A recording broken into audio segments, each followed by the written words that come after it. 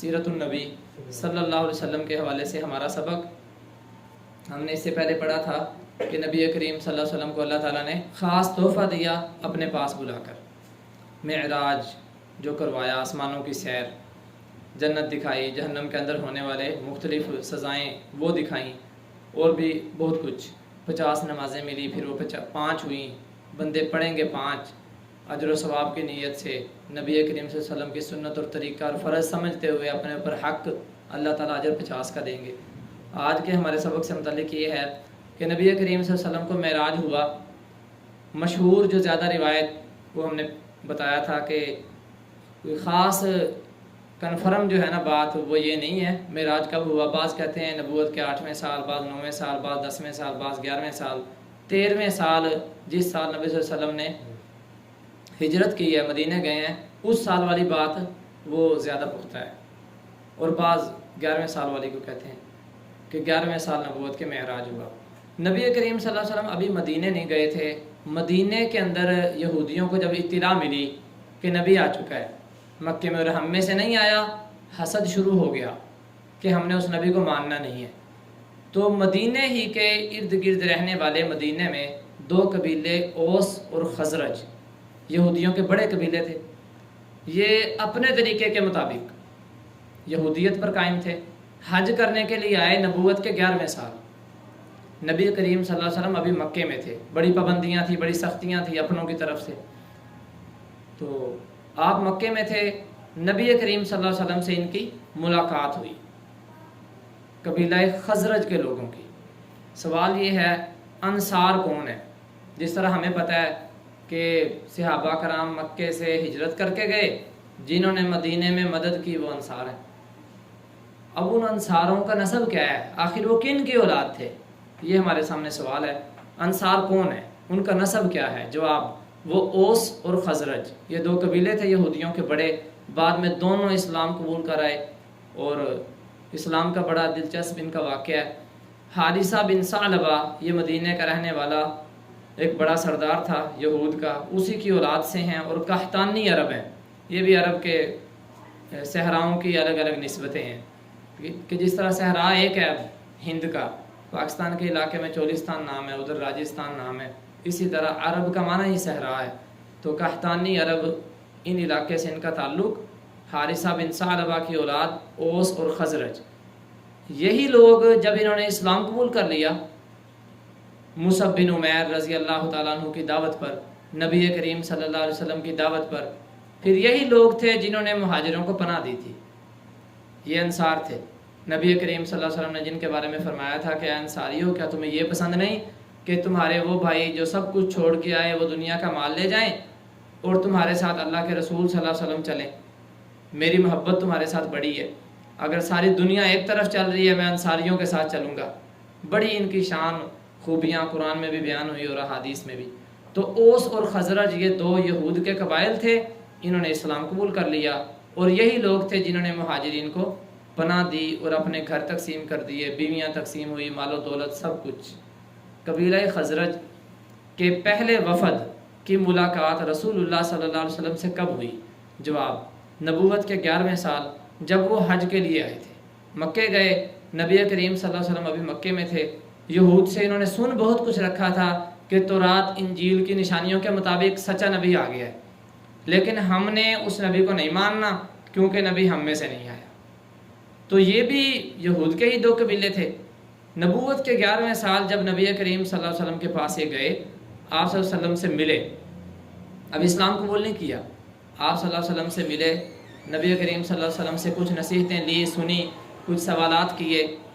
اگلے سال نبوت کے 12ویں سال میں پھر یہ لوگ قبیلہ خزرج کے 10 افراد اور قبیلہ اوس کے 2 افراد، یہ 12 افراد اللہ کے رسول صلی اللہ علیہ وسلم کے پاس نبوت کے 12ویں سال پھر حج کرنے کے لیے گئے اپنے یہودیت کے طریقے کے مطابق۔ پھر اللہ کے رسول صلی اللہ علیہ وسلم سے ملے، نبی صلی اللہ علیہ وسلم نے اس موقع پر ان کو خوب واضح و نصیحت کی، ان کے بہت سارے اعتراضات اور سوالات کے جواب دیے، اور یہ 12 بندے اسی وقت مکے میں اسلام قبول کر گئے، اور انہوں نے 4 بڑے بڑے جرم چھوڑنے پر نبی صلی اللہ علیہ وسلم سے وعدہ کر لیا، نہ ہم شرک کریں گے، نہ ہم زنا کریں گے، اور جو ہے اسی طرح نہ ہم چوری کریں گے اور نہ ڈاکے ڈالیں گے. یہ 4 کام ہم کبھی نہیں کریں گے. یہ نبی صلی اللہ علیہ وسلم سے انہوں نے بیعت لی. اسی کا نام ہے بیعت عقبہ. سیرت کی کتابوں کے اندر یہ مضمون موجود ہے، بیعت عقبہ. کیا آپ ان کے نام بتا سکتے ہیں جو نبوت کے 11ویں سال اسلام قبول کرنے سے پہلے سال خزرج کے لوگ جو مکے حج کرنے گئے، ان میں اب یہ سارے صحابہ بنے. اسعد بن زرارہ، اوف بن مالک، رافع بن مالک، قطبہ بن عامر، عقبہ بن عامر، جابر بن عبداللہ مشہور صحابی ہیں. یہ وہ بڑے بڑے سردار تھے قبیلہ خزرج کے جو نبوت کے 11ویں سال مکے حج کرنے گئے، نبی صلی اللہ علیہ وسلم کی تعلیمات سے متاثر ہوئے اور اگلے سال پھر چند افراد کو اور ملایا، پھر حج کرنے گئے اور اسلام قبول کر لیا. صحابہ کرام بن گئے رضوان اللہ علیہ مجمعین.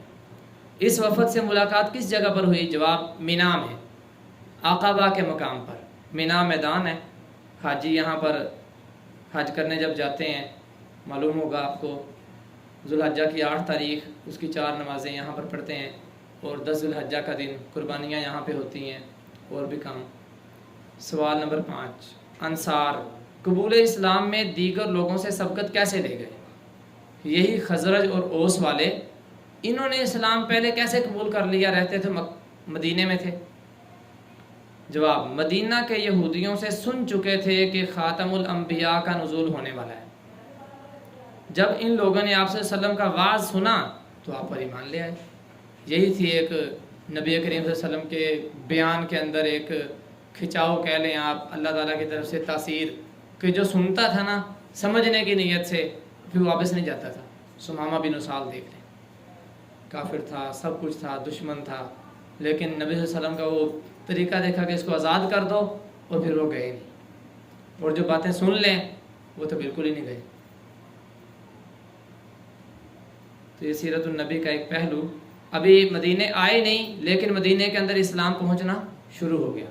اور ان کے ساتھ پھر نبوت کے 12ویں سال نبی کریم صلی اللہ علیہ وسلم نے جب ان کو بھیج دیا، اور پھر اگلے سال پھر کچھ لوگ آئے حج کرنے کے لیے، اس کو کہتے ہیں بیعت عقبہ ثانیہ. وہ ہمارا انشاءاللہ اگلا سبق ہے. اس کے اندر پھر نبی کریم صلی اللہ علیہ وسلم نے حضرت مصعب بن عمیر رضی اللہ تعالیٰ عنہ، وہ صحابی جو شکل و صورت میں پیارے پیغمبر صلی اللہ علیہ وسلم سے ملتے جلتے تھے، صحیح بخاری کی حدیث ہے، جب یہ جنگ احد کے اندر شہید ہوئے تو منافقین نے خبر پھیلا دی کہ اللہ کے رسول صلی اللہ علیہ وسلم شہید ہو گئے ہیں. صحابہ کرام کے حوصلے پست ہو گئے. بعد میں پتہ چلا کہ نبی صلی اللہ علیہ وسلم تو زندہ ہیں. مصعب بن عمیر رضی اللہ تعالیٰ عنہ وہ شہید ہوئے، اور ان کے جسم پر 80 زخم تھے تیروں کے اور نیزوں کے. یہ اگلا سبق ہے انشاءاللہ. اسلامی عقیدے کا ہمارا سوال ہے، کیا شرک کے ساتھ عمل کا کوئی فائدہ ہوگا؟ کہ ایک بندہ نیکیاں بھی کرتا ہے، شرک بھی کرتا ہے. جواب یہ ہے کہ شرک کے ساتھ عمل کا کوئی فائدہ نہیں، کیونکہ اللہ تعالیٰ نے انبیاء کرام علیہم السلام کے متعلق فرمایا وَلَوْ أَشْرَكُوا لَحَبِطَ عَنْهُمْ مَا كَانُوا يَعْمَلُونَ. سورۃ الانعام ہے. اگر وہ نبی بھی، اللہ کے سارے نبی بھی اللہ کے ساتھ شریک ٹھہراتے ہیں نا، تو نبیوں کے بھی عمل ضائع ہو جاتے ہیں. بھئی جب نبیوں کے عمل اللہ فرما رہے ہیں میں ضائع کر دیتا شرک کی وجہ سے، عام امتیوں کی کیا مجال ہے پھر کہ وہ نیکیاں بھی کریں شرک بھی کریں؟ ممکن ہی نہیں ہے کہ شرک کی وجہ سے کوئی نیکی بچ جائے. نبیوں کی نیکی نہیں بچ رہی.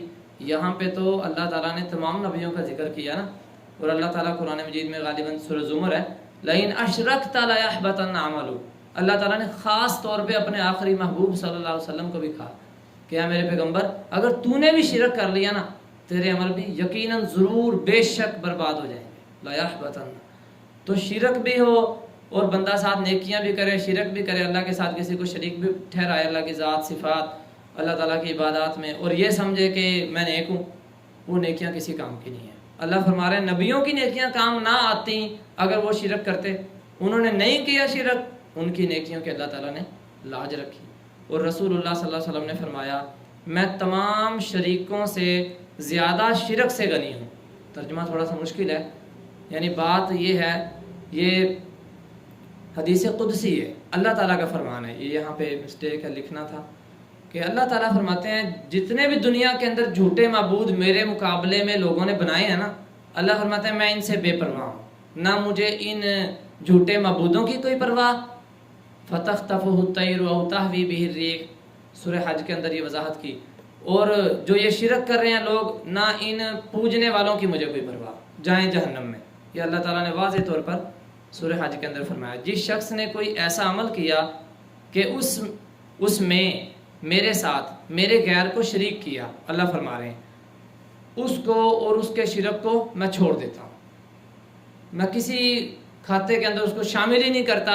وہ جیسے رب العالمین نے فرمایا لا نقیم لہم یوم القیامت وزنا، ٹھیک ہے، شرک کر کے اپنا ایمان کھو دیتا ہے بندہ، تو ایسے لوگوں کے لیے اللہ فرماتے ہیں ہم ترازو ہی نہیں رکھیں گے، بغیر حساب کتاب جہنم۔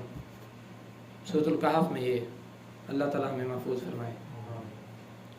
اسلامی عقیدے کے متعلق ہمارا دوسرا یہ سوال، شرک اکبر کی وجہ سے آدمی ہمیشہ کے لیے جہنمی ہو جاتا ہے؟ یہ سوال ہے، اس کا یہ جواب ہے۔ شرک اکبر کا نقصان کیا ہے؟ شرک اکبر کی وجہ سے آدمی ہمیشہ کے لیے جہنمی ہو جاتا ہے۔ اللہ تعالیٰ نے فرمایا جو شخص اللہ کے ساتھ شرک کرتا ہے اللہ نے اس پر جنت حرام کر دی ہے اور اس کا ٹھکانہ آگ ہے، اور ظالموں کا کوئی مددگار نہیں ہوگا۔ یعنی سمجھ آئی، شرک کرنے والا ظالم ہے۔ ان الشرک لظلم عظیم، شرک ظلم ہے اور جو کرے گا وہ ظالم ہے۔ تو شرک کرنا، اللہ کا یہ فرمان سامنے ہمارے کہ جنت حرام ہے بندے پر، اور جنت جب حرام ہے تو دوسری جگہ پھر آگ ہے۔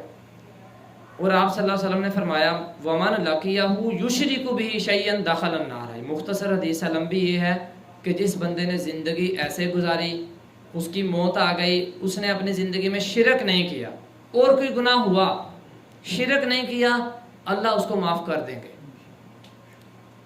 اور جس بندے نے زندگی ایسے گزاری، شرک والا گناہ آ گیا، تو اللہ تعالیٰ اس کو معاف نہیں کرے گا۔ باقی بڑے بڑے گناہ اللہ تعالیٰ معاف کر دیں گے، لیکن یہ شرک ایسا گناہ ہے توبہ کے بغیر معافی نہیں ہے۔ جو شخص اللہ تعالیٰ سے ملا، یعنی اس کو موت آئی، جب اللہ سے ملاقات ہوئی، اس حال میں کہ اس کے ساتھ کسی کو شریک کیا ہو، وہ آگ میں داخل ہوگا۔ اللہم اجرنا من النار۔ جزاک اللہ خیرا و احسن۔